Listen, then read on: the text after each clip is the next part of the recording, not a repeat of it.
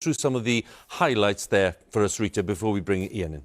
Well, the highlights, Hugh, really are a very strong SNP performance in Scotland. These are just some of the councils where the SNP has performed very strongly. Let's go into a couple of them. Into Glasgow, first of all, where you'll see that the SNP's vote is way ahead of everybody else. 44% for the SNP. And remember, in the last two European elections, Labour topped the poll there. And just let's have a little look at the change in the share of the vote. Really, really painful result there for Labour, losing 20% of share of the vote. Let's look at one other local authority area. Let's look at East Renfrewshire. Now here, in fact, the Conservatives topped this poll in the last two European elections. Now the SNP are way ahead on 34%. Conservatives getting just half of that. And just take a look at those figures in terms of the drop in the share of the vote for both Conservative and Labour. Really painful reading there for both the main parties. I want to show you one more thing, which is the way in which the map has changed. I'll press this for you here.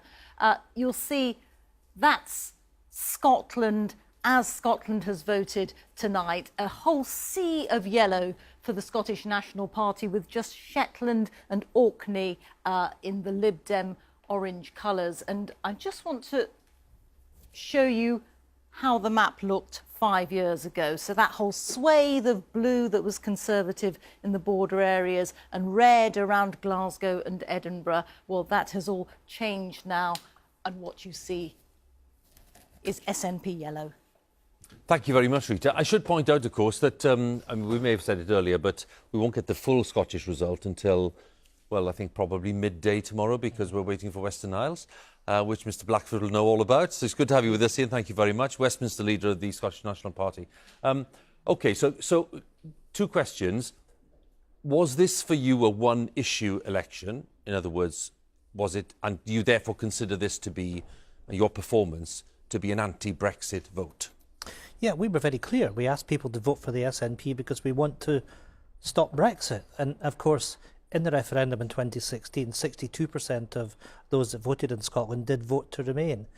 And we wanted to send a message to Westminster that we have no desire to be dragged out of the European Union against our will. And we asked people to support the SNP in the election this week. But, you know, Hugh, one of the things I would say is that we've now been in government in Scotland since 2007. We've been in power for 12 years. So to get a result like this, and the map that we've just seen, to see us win everywhere, with the exception of Orkney and Shetland, where the Liberal Democrats won, that's really quite an extraordinary result. On the other hand, the Conservatives, Ruth Davidson said, send a message to Nicola Sturgeon that we don't want a second independence referendum.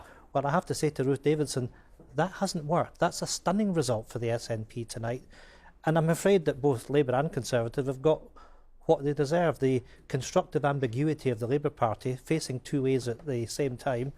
Well, we've seen the results of that. And I'm delighted that the people of Scotland have shown their trust in the SNP. The best result we've had in a European election ever in Scotland. And of course, that 38% dwarfs the support that the Brexit parties had in the rest of the United Kingdom. The best performing party in the whole of the United Kingdom, the Scottish National Party, in this election.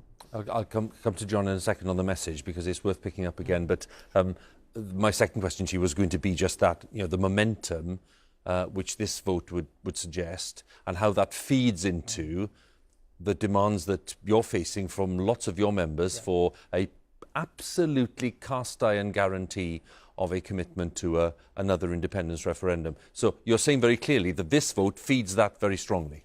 I think there's two things. We will work with others in Parliament to try and make sure that we end the chaos of Brexit. We want to see a people's vote. I think that's the right way to move ahead. I no deal that a number of the Conservative candidates for Prime Minister are advocating would be disastrous for our economy. So we have to stop that, and we have to be prepared, if necessary, to revoke Article 50. And I'll be asking colleagues across Parliament to support that proposition. But I think the message for the people of Scotland is that Westminster is in chaos. There is no functioning government. We have a zombie parliament in Westminster.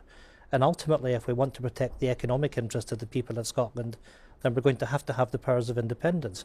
But the message to Westminster is that the Scottish National Party, when we stood for election in 2016, we stood on a manifesto commitment, if there was a change of circumstances, that we had to reserve that right to call a referendum. We won that election in 2016.